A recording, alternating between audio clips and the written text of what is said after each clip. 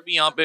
अस्सलामु अलैकुम। वालेकुम अस्सलाम। क्या नाम है आप? मेरा नाम अनम लोधी है। मैं स्पीच पैथोलॉजिस्ट और मरकज़ी उम्मीद में एज एचओडी काम कर रही हूँ और साइन लैंग्वेज इंटरप्रेटर भी हूँ। स्पीच पैथोलॉजिस्ट, यस, वो लोग जो सही से बोल नहीं पाते। बिल्कुल बिल्कुल सर। जो वो लोग जो नॉन वर्बल होते हैं, जिनकी सॉलिंग नहीं होती है, जिनको आर्टिकुलेशंस में प्रॉब्लम होती है, तो हम उनके ऊपर काम कर रहे होते हैं। कितना मुश्किल होता है उन्हें सिखाना? क्या वो बहुत इजी अंडरस्टैंडिंग कर लेते हैं या आप लोगों के लिए भी एक डिफिकल्ट चैलेंज होता है?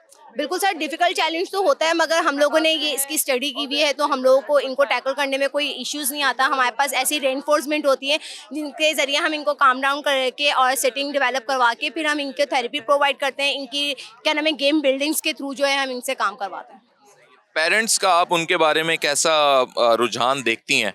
क्या वो पेरेंट्स जो अपने इन बच्चों की कमज़ोरियों से वाकिफ़ हैं, वो उनके लिए किस तरीके से अपने रूटीन को मैनेज करते हैं, या वो भी सम टाइम बहुत ज़्यादा जो है तंग आ जाते हैं?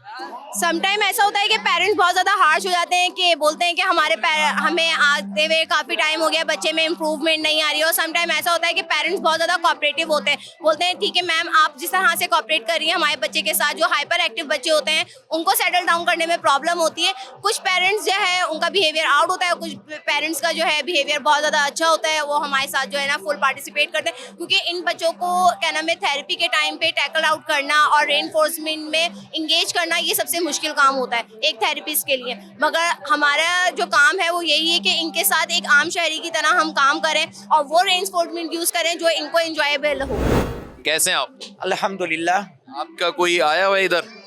मैं खुद आया हुआ हूँ। मैं senior general consultant special educationist हूँ और यहाँ हफ्ते में 2 दिन आता हूँ।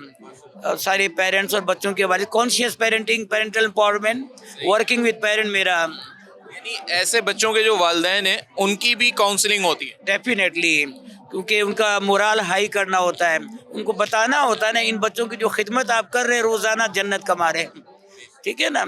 और एक मुफ्ती साहब ने तो कह दिया कि बता दो इन माँ बाप को कि कंफर्म जन्नती हो तुम लोग, क्योंकि इन बच्चों की आबियारी कर रहे हो, ठीक है ना।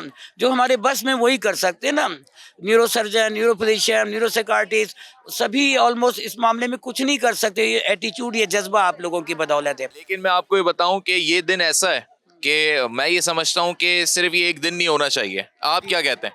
बिल्कुल दुरुस्त फरमाया आपने। बीइंग पाकिस्तानी, बीइंग मुस्लिम, हमारा तो रोज़ है भाई, रोज़ाना है। Every day should be celebrated like this, ठीक है। इन बच्चों का रोज़ का दिन ऐसा है, क्योंकि ओरिजिनल स्माइल, ओरिजिनल मुस्कुराहट, नो प्रॉफिट पे भी ये मुस्कुरा देते हैं, ठीक है ना। तो गौर करें तो बहुत कुछ ये सिखाने के लिए इस दुनिया में आए, ठीक है ना। ये अपनी ज़िंदगी जी लेंगे, जो उनके खुराक, लिबास, जो उनकी ज़रूरियात है अल्लाह ताला की तरफ से ना।